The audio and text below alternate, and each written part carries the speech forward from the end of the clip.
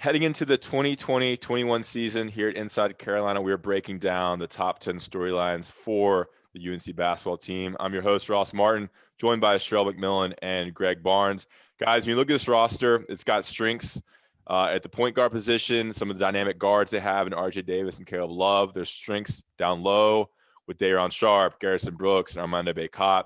We don't really know what the wing situation is going to look like. I know we've talked in the past about who is there.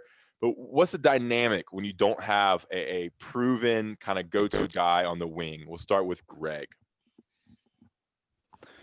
Well, we've seen this oddly enough several times of late for Roy Williams, where you have these teams that can be so dominant, and you have a guy like a Cam Johnson who can just light things up.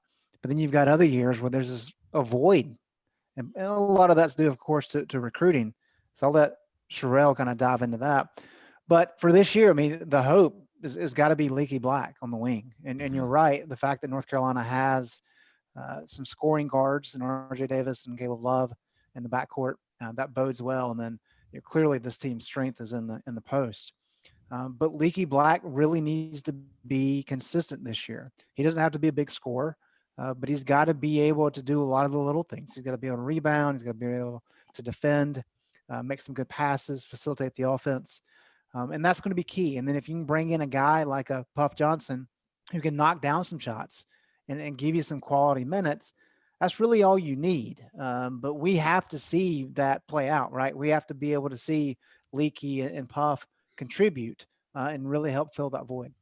Yeah, I mean, this team might be as good as Leaky Black can be. I mean, they need him to kind of take the next jump to really be a fantastic team.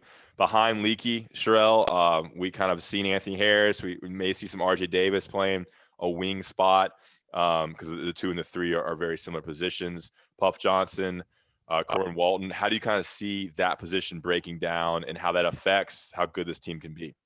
Yeah, Greg nailed it in that Leaky, is definitely the leader in the clubhouse, and it's really going to be up to him as far as development with a shot. Just being able to make an open shot is going to be huge, like we talked about with their inside presence. But I do think there's a chance that if pending Anthony Harris's health, that we see a bit of a 3-guard lineup. I don't think that's out of the question at all.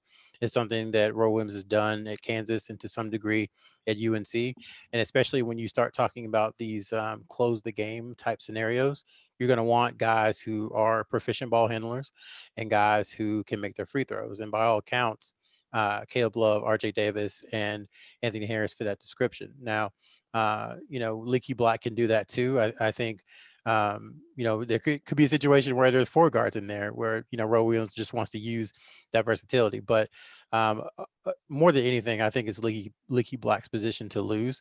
I agree with Greg that it seems like Puff Johnson is probably a little bit ahead of Corbin Walton right now, but I wouldn't count Walton out either because as we've talked about ad nauseum, over the last few months, they're just not going to let a repeat of last year happen. And they might be a little unconventional to get that done. And if it means playing Walton more over Leaky Black because they're not happy with the way Black is playing, then they'll do that.